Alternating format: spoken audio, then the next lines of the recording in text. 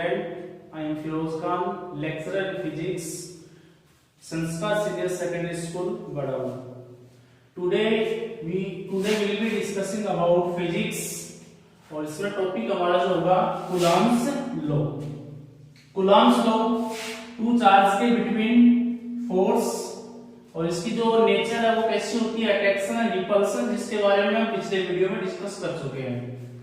अब हम डिस्कस करते हैं इस कूलॉम्स लॉ के बारे में. तो two charges, first charge q1, second charge जो है वो q2, between distance small r, medium vacuum, या फिर आप ये कह सकते हो कि मीडियम वैक्यूम की जगह एयर भी हो सकता है, तो एयर या वैक्यूम.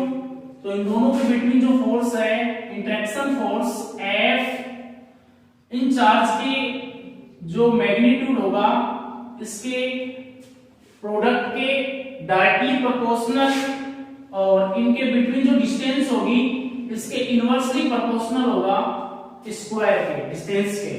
तो इसको हम कूलॉम्स लॉ बोलेंगे. ये जाएगा इक्वेशन फर्स्ट और ये हो जाएगा आपका इक्वेशन सेकंड, या शॉर्ट में इसे हम ये कह सकते हैं स्टेट्स टू चार्जेस या interaction force of two charges, the product of charges is directly proportional F and between distance R, और इसके स्क्वायर के इनवर्सली क्या होता है, प्रोपोर्शनल होता है. आप इसको इक्वेशन फर्स्ट बोल सकते हो, इसको इक्वेशन क्या बोल सकते हो, second. We can write in equation first and equation second,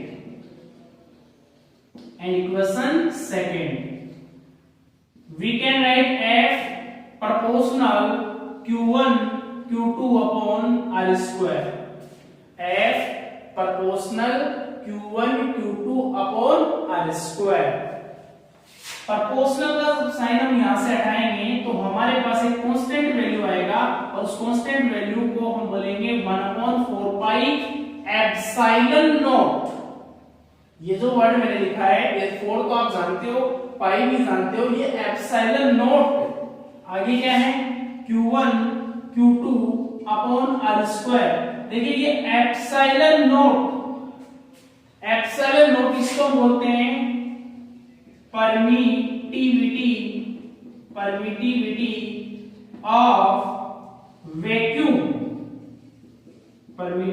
of vacuum, और इसका वैल्यू कितना होता है, 8.85 into 10 to the power -12 है. और इसके आगे यूनिट जो इसका आएगा वो आएगा coulomb square upon newton into metre square. ये यूनिट कैसे है इस पे हम डिस्कस भी करते हैं. देखिए मैंने आपको बोला था कि चार्ज के जो प्रॉपर्टीज पढ़ी थी हमने, उसके अंदर डिस्कस किया था कि टू चार्जेस हैं. एक तो चार्ज Q1 है, यहाँ पे ये +2 है, ये भी +2 है. दोनों चार्ज जो हैं ये इसको रिपल्सन, इस पे इधर फोर्स लगेगा और इस पर इधर लगेगा, क्योंकि दोनों की जो नेचर है वो सेम है. अपोजिट नेचर होती तो इनके बिटवीन जो फोर्स होता वो कैसा होता, अट्रैक्शन फोर्स होता. तो ये जो दो स्टेटमेंट हमने जो दिए, F है directly proportional Q1 Q2, F inversely proportional R square. ये उसी तरह है जैसे ग्रेविटेशन वाले जो चैप्टर था 11th क्लास में, ग्रेविटेशन फील्ड वाला, उसके अंदर ग्रेविटेशन, यूनिवर्सल ग्रेविटेशन लॉ जो हमने न्यूटन्स का पढ़ा था, उसमें यहाँ पे m1 था, यहाँ m2 था, और बाकी चेंज कुछ भी नहीं था यहाँ पे. और ये जो कांस्टेंट जो वैल्यू हमारे पास में आता है 1/4 पाई एप्सिलॉन, उसकी जगह g था, कैपिटल G. तो ये कुछ अलग नहीं है. अब देखिए आपको मैं बता दूं, epsilon naught permittivity of vacuum, और इसका value 8.85 into 10 to the power -12 है, coulomb square upon newton into metre square. Coulomb's law के अकॉर्डिंग ये जो फोर्स लगता है ये टू चार्ज के बिटवीन ही है. टू से ज्यादा चार्ज हो तो वहां पर सुपर, जो हम आगे पढ़ते हैं सुपरपोजिशन प्रिंसिपल जो पढ़ा जाता है, उसके अंदर हम डिस्कस करेंगे. आगे का टॉपिक आएगा तब हम डिस्कस करेंगे. आपको बोला जाए ये जो फोर्स होगा इसको वेक्टर फॉर्म में लिखें आप, तो आप इसको लिख सकते हैं, we can write 1/4πε0 Q1 Q2 upon r square, और यहाँ वेक्टर आपने लगाया तो यहाँ पे लिख सकते हो कैप, r कैप। देखिए ये कैप क्या होता है, मैंने आपको बताया था पहले भी, यूनिट वेक्टर होता है। r कैप कैसा यूनिट वेक्टर होता है, इसका मैग्नीट्यूड कितना लेते हैं, 1 लेते हैं। ये क्या करता है, रिप्रेजेंट करता है डायरेक्शन को। किसकी रिप्रेजेंट करेगा, डायरेक्शन, फोर्स की डायरेक्शन को रिप्रेजेंट करेगा। अब मैं आपको बताऊं कि इसका यूनिट कैसे आया। ये जो यूनिट लिखा मैंने coulomb square upon newton into metre square, ये कैसे आया। आप इसका यूनिट निकालना चाहते हैं तो यूनिट निकालने के लिए जो फार्मूला लिखें, F equal 1/4πε0 Q1 Q2 upon r square. Epsilon यहां कैलकुलेट करेंगे तो क्या आएगा, Q1 Q2 अपॉन 4 पाई और 4 पाई और इसको राइट करेंगे F r स्क्वायर। इसका यूनिट निकाल लेंगे, यहां से देखिए कूलम, इसका भी क्या आएगा, कूलम अपॉन न्यूटन का, ये फोर्स का न्यूटन, r स्क्वायर जो मीटर स्क्वायर, तो आप इसे यूं राइट करेंगे coulomb square upon newton into metre square. ये यूनिट किसका जाएगा, permittivity of vacuum, permittivity of vacuum हो जाएगा ये, परमिटिविटी ऑफ वैक्यूम। आप इसका बोला जाए आपको डायमेंशन फॉर्मूला बताइए।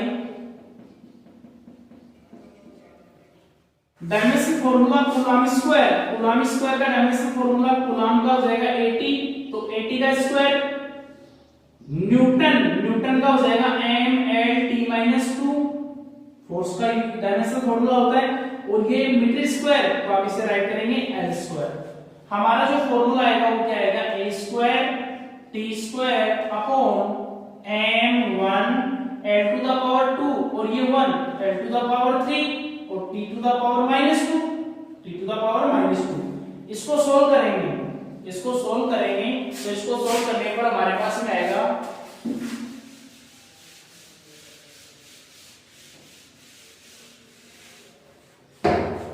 सोल्व करेंगे तो इसका डायमेंशन जो फॉर्मूला आएगा वो हमारे पास आएगा m⁻, देखिए m का a की वैल्यू यहाँ पे, a की वैल्यू तो m⁻ ऊपर आएगा, माइनस का हो जाएगा तो m⁻⁻1 l⁻³ और t⁻², और 2 ऐड कर दो 4 और a⁻²।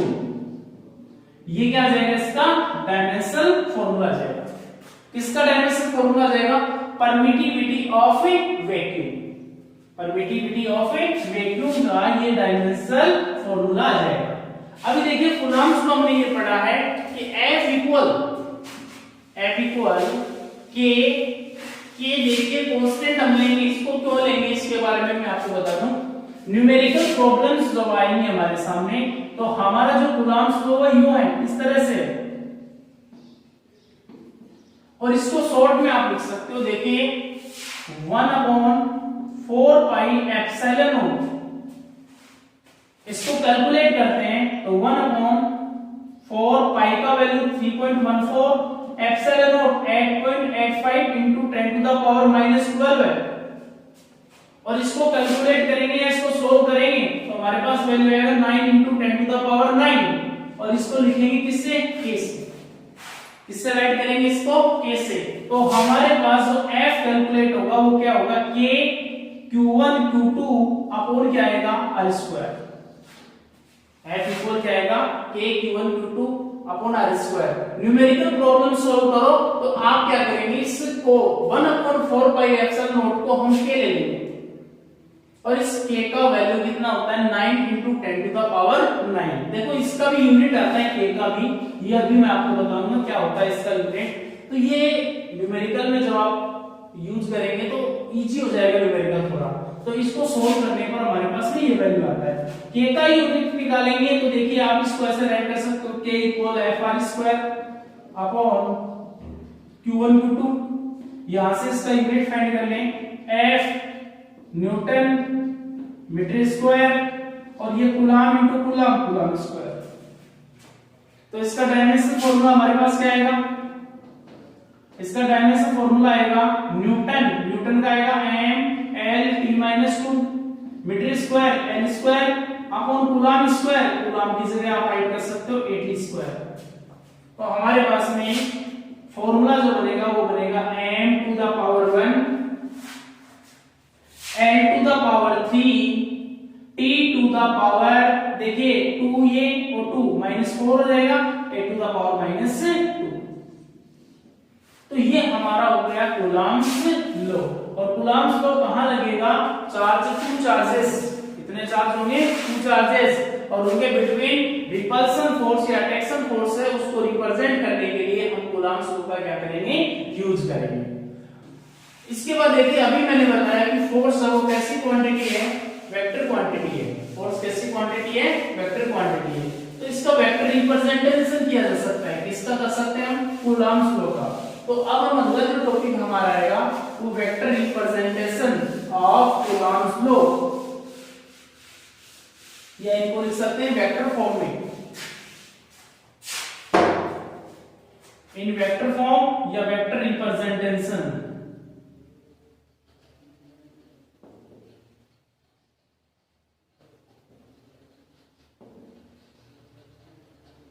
Vector representation of Coulomb's law.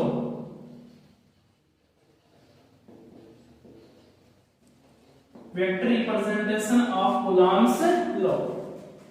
अब vector representation of Coulomb's law के बारे में डिस्कस करने के लिए मैं आपको बता दूं, हम एक कोऑर्डिनेट सिस्टम लेते हैं। कोऑर्डिनेट सिस्टम के अंदर आप कितने एक्सिस लेते हो? 2 एक्सिस। ये 2 एक्सिस हो गया, एक्स एक्सिस, ये वाई एक्सिस, इसको आप बोलेंगे origin point. 2 charges, first charge है वो q1, और q1 चार्ज का पोजीशन जो वेक्टर है वो कितना है? r1 vector. कितना वेक्टर? r1 vector. और q2 चार्ज, सेकंड जो चार्ज है आपका q2, और इसका पोजीशन वेक्टर जो है वो कितना है? r2 vector. इसका पोजीशन वेक्टर कितना है? r2 vector. इन 2 चार्ज के बिटवीन जो डिस्टेंस है वो कितना है? Small r। कितना है? Small r। ये पॉइंट आप ए ले लेंगे, इसको पॉइंट बी। दोनों चार्ज की नेचर कैसी है? सेम नेचर है। तो सेम नेचर है तो फोर्स लगेगा, रिपल्सन, इस पे फोर्स इधर। आप इस फोर्स को ले लें F12 फोर्स, और इसको फोर्स ले लें F21।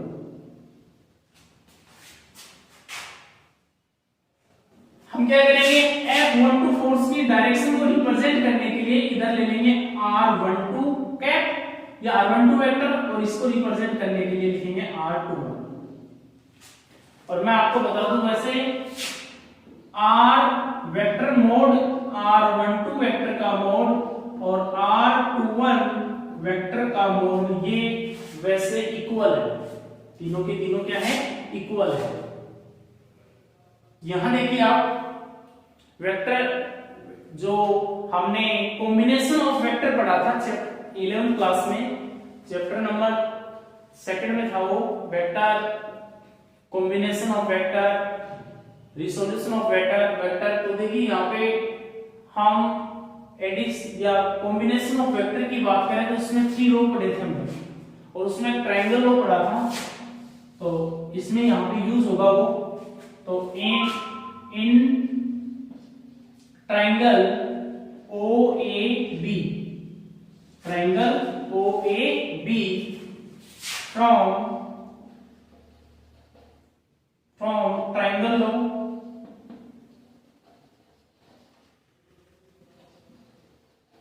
वेक्टर एडिशन,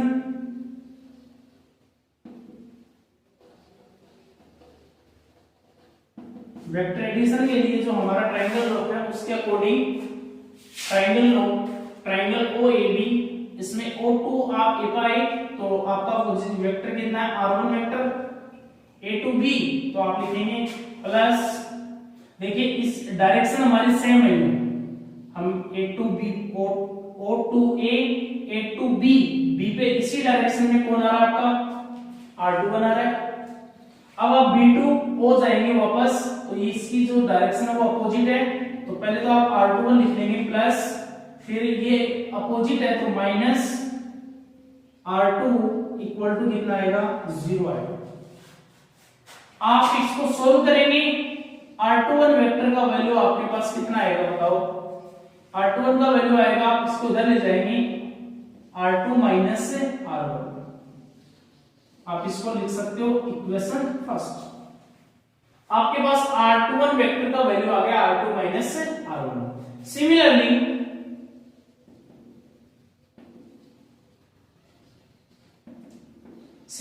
मैं आपको बोलूं R12 वेक्टर कितना आएगा।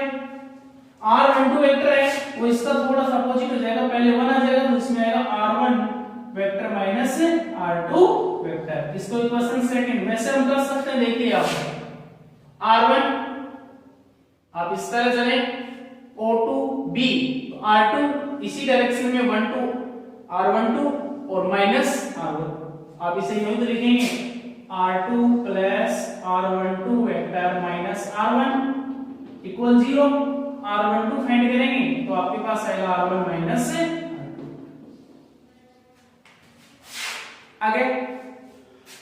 आगे हम बोले आपको F12 फोर्स फाइंड करो बाय कूलम्ब्स लॉ।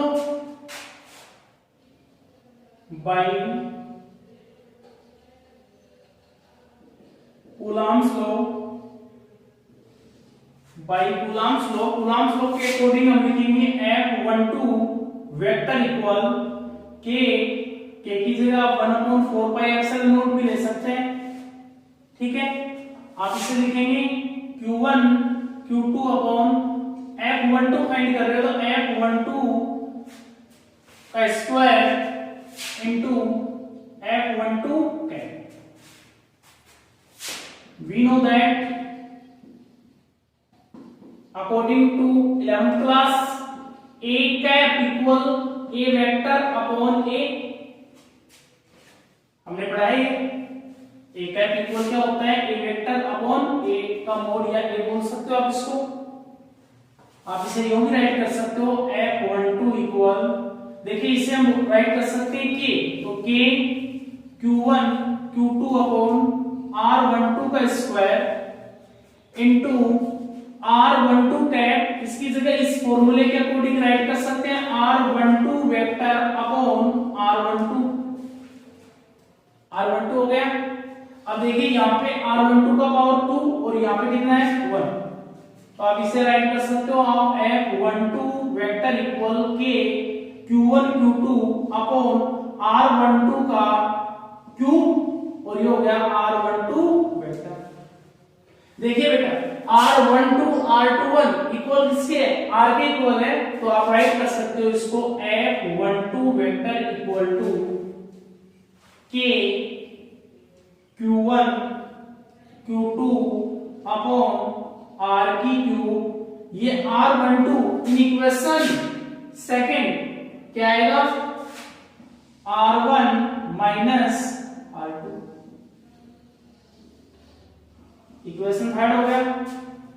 आपने F12 कैलकुलेट किया, सिमिलरली आप कैलकुलेट कर सकते हो F21 भी। तो similarly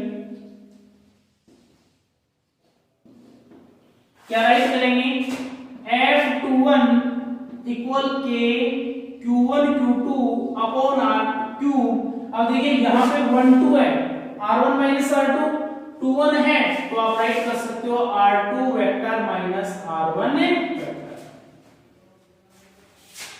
F21 vector equal K Q1 Q2 upon R की क्यूब। इन दोनों में माइनस साइन हम कॉमन लें तो हमारा जो फॉर्मूला वो ये बनेगा R1 vector minus R2 vector. ये इक्वेशन 4 हो गया। आप इक्वेशन थर्ड इक्वेशन 4 को देखिए, आप इसे इग्नोर राइट कर सकते हैं इक्वेशन थर्ड एंड इक्वेशन 4।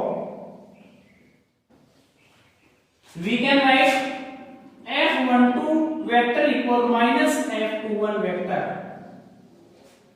और ये जो इंपॉर्टेंट लाइन हमारे पास में आई F12 vector equal minus F21 vector, ये किस बात को रिप्रेजेंट करती है, ये न्यूटन्स लॉ पढ़ा है हमने। न्यूटन्स लॉ पढ़ा है कौन सा, third law. F12 equal to minus F21, तो यहां से वेक्टर रिप्रेजेंटेशन से हमारे कितने रिजल्ट निकल गए? 2 रिजल्ट निकले। एक तो आपके पास में एग्जाम में क्वेश्चन आ जाए कि आप वेक्टर रिप्रेजेंटेशन ऑफ कूलम्ब्स लो, तो इसको आप इस तरह से कर सकते हो। दूसरा आपको ये किया जाए कि प्रूव दैट कि कूलम्ब्स लॉ है वो किस पे डिपेंड है, या कूलम्ब्स लॉ किसको फ्लो करता है? न्यूटन्स जो थर्ड लॉ उसको क्या करता है? फ्लो करता है। यहां मैं आपको बताऊं कूलम्ब्स लॉ के कुछ रिजल्ट्स ये भी हैं।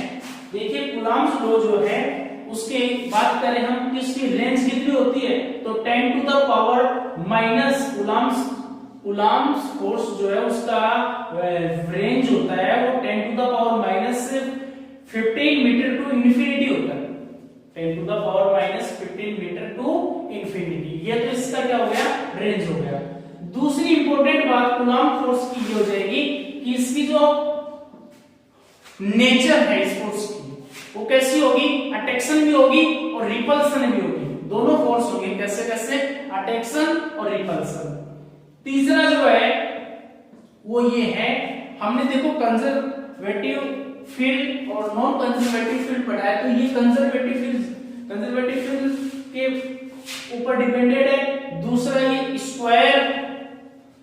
स्क्वायर रूट जो होता है उसको फ्लो करता है कौन? Coulomb force. एक इसके बारे में ये भी है कि ये डिपेंड करता है किसके ऊपर? मीडियम पे डिपेंड करता है। इसके लिए मैं आपको एक इंपॉर्टेंट बात बताता हूं कि मीडियम पे कैसे डिपेंड करता है।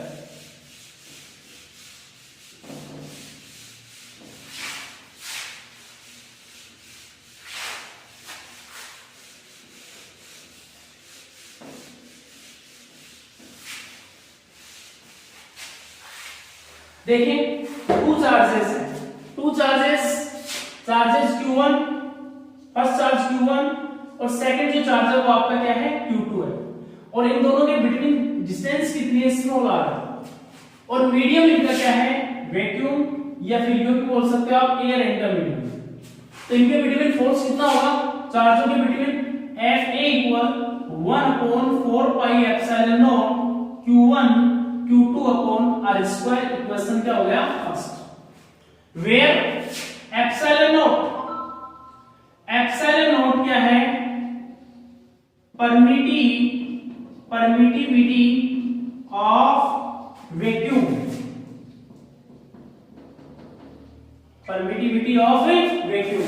और इसका वैल्यू मैंने आपको बता दिया कितना होता है? 8.85 into 10 to the power minus 12 है coulomb square upon newton into metre square. ये इसका क्या होता है?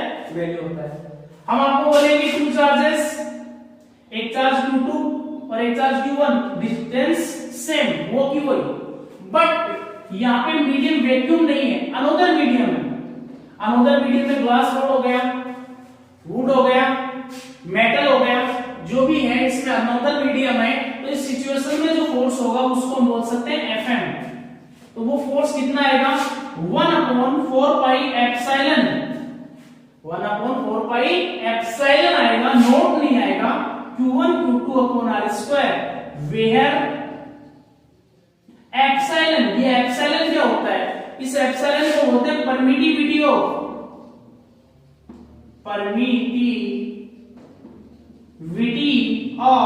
Medium,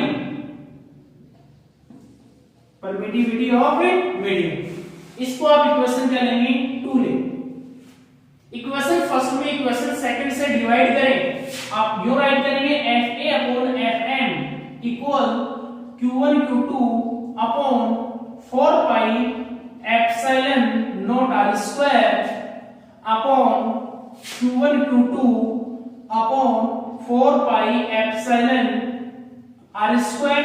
Q1 Q2 to Q1 Q2 cancel, 4 pi to 4 pi cancel, r square to r square cancel. हमारे पास रिजल्ट आया Fa upon Fm equal epsilon upon epsilon naught. मैं आपको बताऊं epsilon upon epsilon naught, the ratio of permittivity of medium and the ratio of permittivity of medium and permittivity of vacuum, और इन दोनों का जो रेशियो होता है उसको बोलते हैं एप्सिलॉन r, और इसको बोलते हैं डाइलेक्ट्रिक कांस्टेंट। डाइलेक्ट्रिक कांस्टेंट, इसको क्या बोलेंगे? Dielectric constant. तो आपके पास में आ गया Fa upon Fn equal epsilon r। We can write Fn equal Fa upon epsilon r। अभी मैंने बताया था क्या इफेक्ट पड़ता है कूलम्ब फोर्स के ऊपर मीडियम का, तो एप्सिलॉन r मल्टीपल क्या हो जाता है? डिक्रीज हो जाता है। अब ये जो एप्सिलॉन r है ये यूनिटलेस एंड डायमेंशनलेस क्वांटिटी होती है, और इस डाइलेक्ट्रिक कांस्टेंट के वैल्यू अलग अलग जो सबस्टेंस होते हैं उनके लिए अलग अलग होता है वैल्यू। मैं आपको कहूं कि एप्सिलॉन r का वैल्यू वैक्यूम या फिर एयर, इसके लिए कितना होता है? तो इसके लिए होता है 1.008 ऐसे कुछ होता है, लेकिन हम इसको नेग्लिजिबल कर लेते हैं। तो आपके पास में इसका जो वैल्यू होता है वो एप्सिलॉन r का वैल्यू 1 लेते हैं। किसके लिए? वैक्यूम के लिए या फिर एयर के लिए। आपको बोला जाए कंडक्टर्स या फिर मेटल्स की बात करें तो उनके लिए एप्सिलॉन r का वैल्यू कितना होता है? इंफिनिटी। इसमें कौन कौन आ गया? जैसे गोल्ड आ गया, कॉपर आ गया और एल्यूमिनियम आ गया, ये सिल्वर आ गया, उसके लिए एप्सिलॉन r का वैल्यू कितना होता है? इंफिनिटी होता है। अब बच गए इसके अंदर कौन? इंसुलेटर। इंसुलेटर्स में ग्लास, वुड या फिर ये कह सकते हो आप वुड, ग्लास हो गया, पार्टिकल्स हो गए, या फिर बोर्ड हो गए। ये भी इसकी बात करें, ये प्लास्टिक बोर्ड मान लो ये वो, तो इसके लिए भी, इनके लिए इनका वैल्यू है। फिर वाटर के लिए तो इनके लिए 1 to इंफिनिटी, इन दोनों के बिटवीन होता है। 1 तो एयर के लिए होगा, 1 से तो ज्यादा बोल सकते हो, या 1 greater than epsilon r greater than 1 और लेस देन ये कह सकते हो आप इंफिनिटी। अनंत से तो छोटा, इंफिनिटी से, और 1 से क्या होता है? इसका वैल्यू बड़ा होता है। तो ये डाइलेक्ट्रिक कांस्टेंट। अब देखो मैं आपको बताऊं, यहां पे एक छोटी सी बात आपसे पूछ ली जाती कि सपोज यहां मीडियम सिल्वर प्लेट होती, या फिर ऐसे कर लो आप गोल्ड प्लेट होती, या फिर ऐसे कर सकते हो आयरन प्लेट होती, तीनों में कोई भी मेटल मान लो होता, तो मैं आपसे पूछता कि फोर्स कितना होता? कब? जब इनके बिटवीन मेटल की कोई भी प्लेट हम रखते हैं। तो देखिए मैं आपको बताऊं, मेटल के लिए मैंने भी बताया एप्सिलॉन r डाइलेक्ट्रिक कांस्टेंट कितना होता है? इंफिनिटी होता है। Fn equal Fa upon epsilon r। Fn equal Fa तो यो को यो, और एप्सिलॉन r का जो वैल्यू है वो मेटल के लिए कितना होता है? इनफाइनाइट होता है। तो Fm इक्वल कितना का इनफाइनाइट में डिवाइड करेंगे 0 हो जाएगा। कितना हो जाएगा? 0। तो हम ये कह सकते हैं कि क्या इफेक्ट पड़ेगा इसके ऊपर कि जब हम मीडियम चेंज कर देंगे, मीडियम चेंज करने पर जो फोर्स है वो क्या हो जाएगा? डिक्रीज हो जाएगा, और मेटल रखेंगे तो फोर्स कितना हो जाएगा? 0 हो जाएगा। फोर्स कितना हो जाएगा? 0 हो जाएगा।